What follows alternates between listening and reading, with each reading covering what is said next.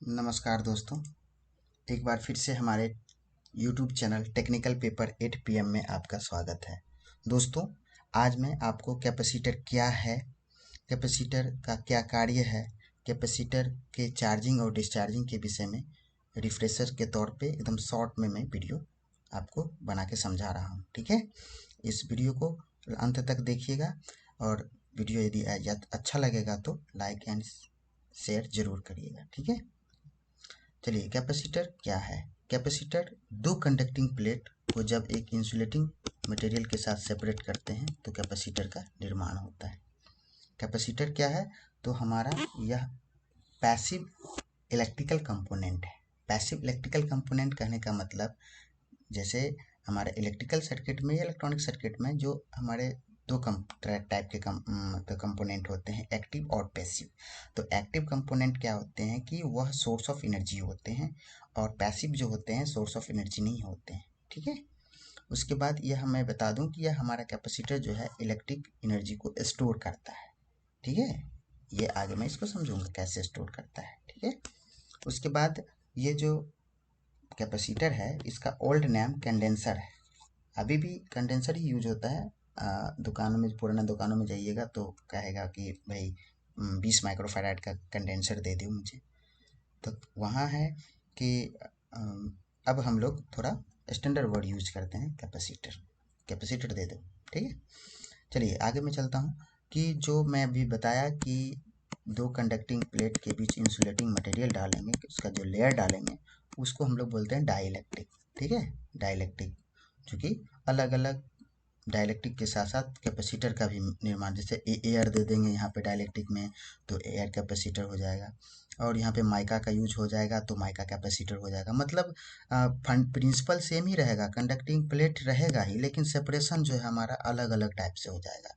जो insulating material अलग अलग डालेंगे तो कैपेसिटर अलग अलग बन जाएंगे। ठीक है, चॉइस और कॉन्फ़िगरेशन हमारा अलग अलग हो जाएगा।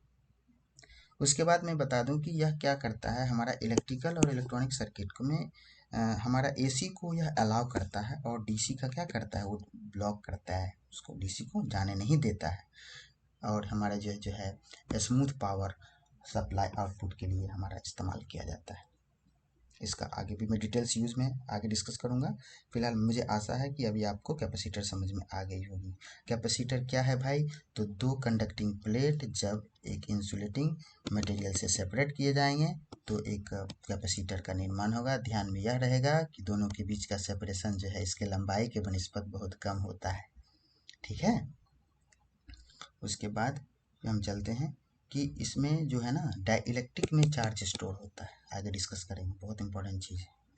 चलिए हम डेरिवेशनली देख रहे हैं। यहाँ पे डेरिवेशनली क्या देख रहे हैं कि जब हमारा कोई मान लीजिए कि कैपेसिटर है, यह हमारे इलेक्ट्रिकल सर्किट में हमारा जुड़ा हुआ है, कोई इलेक्ट्रिक सर्किट है, इस सर्किट से हमारा जुड़ा हुआ है, तो यह जो चार्ज जो स्टोर करेगा, कहने का मतलब Q, वह वोल्टेज के डायरेक्टली प्रोपोर्शनल होगा। यानी जैसे जैसे वोल्टेज बढ़ेगा हमारा चार्ज का वैल्यू भी बढ़ेगा।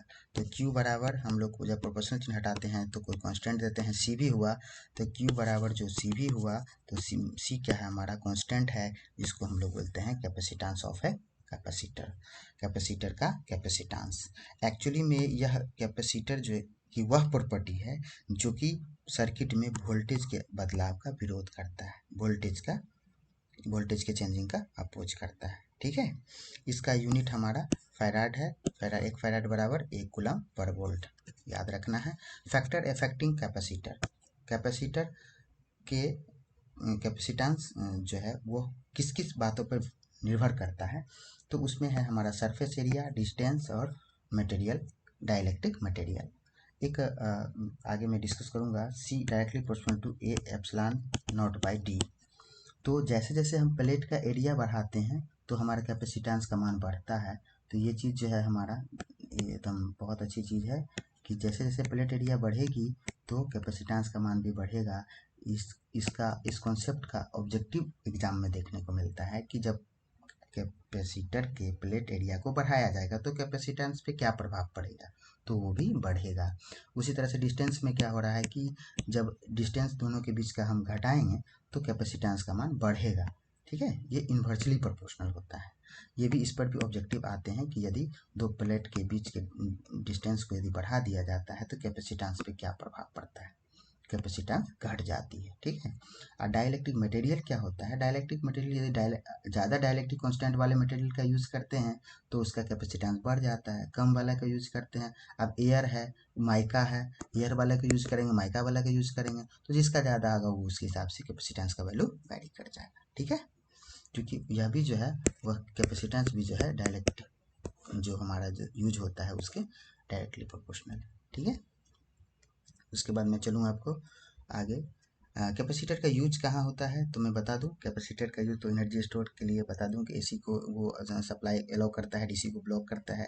उसके बाद ये पावर फैक्टर करेक्शन में यूज होता है। पावर फैक्टर करेक्शन करने का मतलब है पावर फैक्टर इम्प्रूवमेंट में। पावर फैक्टर जैसे कोई इलेक्ट्रिकल सर्किट है, इस सर्किट में यदि हम पावर फैक्टर इम्प्रूव करना होगा तो इसके पैरेलल में एक कैपेसिटर लगा देते हैं, जिससे पावर फैक्टर हमारा क्या हो जाता है, इम्प्रूव हो जाता है। ठीक है, उसके बाद है ट्यूनिंग सर्किट में इसका यूज होता है। हमारे घरों में जो फैन होते हैं, सीलिंग फैन, उसमें भी होता है स्टार्टिंग टॉर्क प्रोवाइड करने के लिए। जो हमारा जो घर में देखिए फैन होता है ना, उसमें भी एक कैपेसिटर होता है जो कि इसके टॉर्क को स्टार्टिंग टॉर्क प्रोवाइड करता है, फेज स्प्लिटिंग में यूज होता है। ठीक है, उसके बाद ये हमारा सेल्फ डिफेंस में जो गैजेट्स बनते हैं उसमें भी कैपेसिटर का यूज होता है। Low pass filter, noise filter, high pass filter, इन सभी फिल्टर सर्किटों में भी इसका यूज होता है। ठीक है, अभी जो मैं बता रहा था कि पैरेलल प्लेट कैपेसिटर का, तो पैरेलल प्लेट कैपेसिटर का जो कैपेसिटेंस होता है C is equal to epsilon A by D. ठीक है, C is equal to epsilon A by D.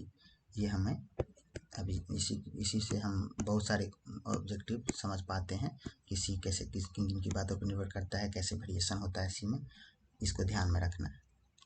उसके बाद ये मल्टी प्लेट के लिए हो गया कि बहुत सारे प्लेट के बीच में यदि एन प्लेट के बीच में हम कैपेसिटर बनाने की कोशिश करें तो सी का जो वैल्यू, कैपेसिटेंस का जो वैल्यू होगा वह n-1 into A0 epsilon not epsilon E R और A बाई डी। कहने का मतलब कि ये रिलेटिव परमिटिविटी होती है और ये हमारा एयर के रिस्पेक्ट में परमिटिविटी होती है। तो ये सभी फार्मूला का हम लोग क्या करते हैं, कभी ऑब्जेक्टिव में यूज होता है, न्यूमेरिकल में यूज होता है ना।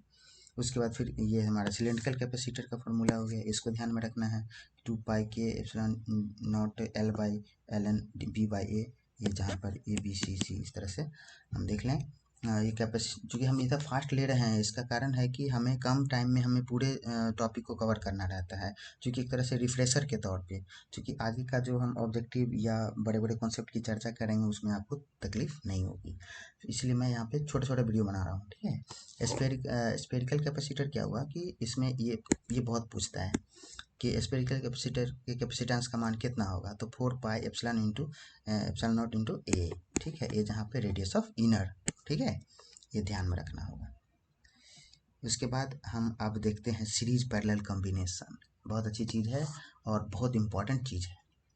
तो हम कैपेसिटर के सीरीज का कहने का मतलब क्या हुआ, कैपेसिटर के इंड टू इंड कनेक्शन होगा, मतलब एक कैपेसिटर का एक इंड अगले कैपेसिटर के एक इंड से जुड़ेगा, फिर दूसरे का जो एक इंड होगा वह तीसरे के एक इंड से जुड़ेगा, इस तरह से जुड़ते हुए हमारा सीरीज फॉर्मेशन होगा। तो कैपेसिटर के सीरीज फॉर्मेशन का जो इक्विवेलेंट कैपेसिटेंस होता है 1/c is equal to 1/c1 plus 1/c2 plus 1/c3 dot dot cn तक होता है। इस फार्मूला को ध्यान में रखना है, क्योंकि जो कॉम्प्लिकेटेड जो हमारा कैपेसिटिव सर्किट होता है उसको सॉल्व करने में, इक्विवेलेंट कैपेसिटेंस निकालने में यूज होता है। इसका भी सीरीज में भी क्या कहते हैं, पैरेलल की बात करें C1 C2 C3, इसमें भी इक्विवेलेंट जो होता है C1 plus C2 plus C3, ये हमारा पैरेलल प्लेट कैपेसिटर के रूप में ये इक्विवेलेंट कैपेसिटेंस होता है। ये दोनों फार्मूला का यूज हम लोग कॉम्प्लिकेटेड कैपेसिटिव सर्किट की इक्विवेलेंट कैपेसिटेंस निकालने में किया जाता है। ठीक है, उसके बाद हम चलते हैं आगे। हमारा जो अगला है टॉपिक वह है कि energy store in capacitor. Capacitor में एनर्जी स्टोर होता है, तो मैंने बताया कि डाइलेक्ट्रिक में एनर्जी स्टोर होता है। उस स्टोर एनर्जी का मान EP बराबर होता है हाफ QV। Q यहाँ पे चार्ज होगा, V यहाँ पे वोल्टेज होगा, हाफ CV स्क्वायर, ये इसी का फॉर्म है। यहाँ पे हम जो है ना Q का मान दिए बस, और कुछ नहीं। Q बराबर CV दिए तो V स्क्वायर हो गया, तो हाफ CV स्क्वायर हो गया, और उसके बाद यदि यहाँ पे V का मान दिए तो Q स्क्वायर बाई C हो गया। यानी कि यह तीन फार्मूला जो है, कभी कभी तीन फार्मूला पे छोटे छोटे ऑब्जेक्टिव पूछे जाते हैं। एनर्जी स्टोर का मान जो है चार्ज के स्क्वायर के डायरेक्टली प्रोपोर्शनल होगा। इसी तरह से इन चीज़ों को ध्यान में रखना है और उस पर ऑब्जेक्टिव को बनाना है। अभी चलिए हम बात करते हैं एक रेजिस्टिव और एक कैपेसिटिव के बारे में। एक रेजिस्टर है, मान लीजिए एक कैपेसिटर है। रेजिस्टिव सर्किट कैपेसिटिव सर्किट की बात करें तो जो रेजिस्टिव सर्किट होगा वो हमारा करंट का विरोध करेगा, लेकिन यह क्या करेगा, हमारे वोल्टेज के चेंजिंग का विरोध करेगा, वोल्टेज का अपोज करेगा। उसके बाद इक्वेशन है इसमें कि R बराबर V बाई आई, इसमें C बराबर Q बाई V। उसके बाद इसका जो सीरीज का इक्विवेलेंट रेसिस्टेंस में सीरीज का होता है R1 प्लस R2, इसमें सीरीज में हो जाता है उल्टा इसका 1/CT equal to 1/C1 plus C2, यानी कि इक्विवेलेंट कैपेसिटेंस 1/इक्विवेलेंट कैपेसिटेंस बराबर हो जाएगा 1/C1 प्लस 1/C2। पैरेलल में यहाँ पे क्या देख रहे हैं कि 1/RT प्लस बराबर 1/R1 प्लस 1/R2, लेकिन पैरेलल में इसमें उल्टा हो जाता है ना, जो रेसिस्टेंस के सीरीज में होता है वो इसके पैरेलल में हो जाता है कैपेसिटेंस के, और जो रेसिस्टेंस के पैरेलल में होता है वो कैपेसिटेंस के सीरीज में हो रहा है। तो ये चीज़ हमारा याद रखने का तरीका है, ठीक है। क्योंकि capacitive circuit, complicated capacitive circuit में भी कैपेसिटेंस निकालने के लिए हमें ये दोनों की ज़रूरत होती है। रेसिस्टिव सर्किट में भी हमारा इक्विवेलेंट रेसिस्टेंस जो है निकालने के लिए हमारा जो है ये दोनों फार्मूले का यूज होता है। बस कंपेरिजनली याद रखने के लिए इसको मैंने यहाँ पे मेंशन किया हूँ, ठीक है। उसके बाद मैं चलता हूँ आपको कैपेसिटर कैसे चार्ज होता है और डिस्चार्ज होता है, कैसे कैपेसिटर जो होता है ना कि एनर्जी को स्टोर कैसे करता है, वो चीज़ मैं आपको अभी क्लियर करता हूँ, ठीक है। ये देखिए, ये हमारा ओरिजिनल सर्किट है, इसमें हमारा एक स्विच है, 2 वे स्विच है, ए बी के बीच में ये स्विच है, ठीक है। अभी मैं क्या करता हूँ कि इसके साथ मैं जोड़ता हूँ, इस स्विच को ए के साथ जोड़ता हूँ, तो जस्ट क्लोज करता हूँ t बराबर 0 पर, और हमारा जस्ट क्लोज 2 पॉइंट इसमें मैं देख रहा हूँ कि इस कंडीशन में क्या होता है कि जो भी हमारा जो वोल्टेज है वो क्या हो जाता है कि करंट के रूप में जो फ्लो होता है, तो इसमें हमारा यह इनिशियली जो होता है इस पे चार्ज 0 होता है, तो यह शॉर्ट सर्किट की तरह काम करता है, जिसके कारण क्या होता है करंट का मान मैक्सिमम फ्लो होता है, ठीक है। लेकिन जैसे जैसे हमारा जो है ये टोटल जो करंट फ्लो हुआ तो वो हमारा क्या E/R हो जाएगा, नहीं तो यह जो है इसके थ्रू हमारा ये तो शॉर्ट सर्किट का काम ही खत्म हो गया ना, तो ये इस हिसाब से शॉर्ट सर्किट के रूप में मैक्सिमम करंट E/R हमारा फ्लो करवाया। लेकिन जैसे जैसे यह कैपेसिटर चार्ज होगा, जैसे जैसे यह कैपेसिटर चार्ज होगा, इस पे चार्ज आना शुरू करेगा, एक पे पॉजिटिव एक पे निगेटिव, उस कंडीशन में क्या होगा कि धीरे धीरे यह जब फुल्ली चार्ज हो जाएगा, जब चार्ज हो जाएगा तो यह जो है अब करंट कंडक्ट करना बंद कर देगा। जब बंद कर देगा तो यह ओपन सर्किट की तरफ हो जाएगा। ऐसा कब होगा, जब t का मान इन्फिनाइट होगा। जब इन्फिनाइट t का मान मतलब अनंत, उस कंडीशन में हमारा जो है कैपेसिटर जो है हमारा क्या होगा, फुल्ली चार्ज हो जाएगा और हमारा जो है ओपन सर्किट की तरफ बिहेव करेगा, सर्किट में कोई करंट नहीं फ्लो होगा। लेकिन बात करें जब हमारा किसी इंस्टेंट टी टाइम में हमारा कितना इस पे चार्ज होगा, तो टी टाइम में Q बराबर होगा Q0 into 1 minus e⁻ t/RC, या वोल्टेज का मान करेंगे VC बराबर V या E जो है हमारा 1 माइनस e⁻t/RC। तो कहने का मतलब है यह किसी इंस्टेंट में कितना चार्ज इस पे आएगा, कितना वोल्टेज आएगा, वो हमारा यहाँ पे आगे मैं इसको क्लियर करता हूँ, ठीक है। तो चार्जिंग कैसे होगा समझ में आ गया कि जैसे जैसे वो कैपेसिटर हमारा चार्ज होते रहेगा तो वो क्या होगा कि ओपन की तरफ बिहेव करेगा। ऐसा कब होगा, t बराबर इन्फिनाइट पे होगा, ठीक है। अब t बराबर इन्फिनाइट की बात कर लें। डिस्चार्जिंग की बात क्या होगी, जब हम इस टू वे स्विच को B से जोड़ देते हैं तो उस कंडीशन में क्या होता है कि अब तो इधर सोर्स का काम खत्म हो गया, ये जो चार्ज पहले से स्टोर किए हुए था, अब यह एज ए सोर्स बिहेव करेगा और यह क्या करेगा, इसका जितना भी स्टोर एनर्जी है वह इसमें डिसिपेट हो जाएगा, यानी कि कैपेसिटर डिस्चार्ज हो जाएगा। यही फंडा है। एनर्जी स्टोर इसके डाइलेक्ट्रिक में होगा हाफ CV², जो कि मैंने पहले बताया हूँ आपको, ठीक है। अभी इस चीज़ को मैं यहाँ पे थोड़ा सा लैंग्वेज में लिख दिया हूँ, आप इसको देख लें। उसके बाद यहाँ पे मैं चलूँ आपको ये कैपेसिटर के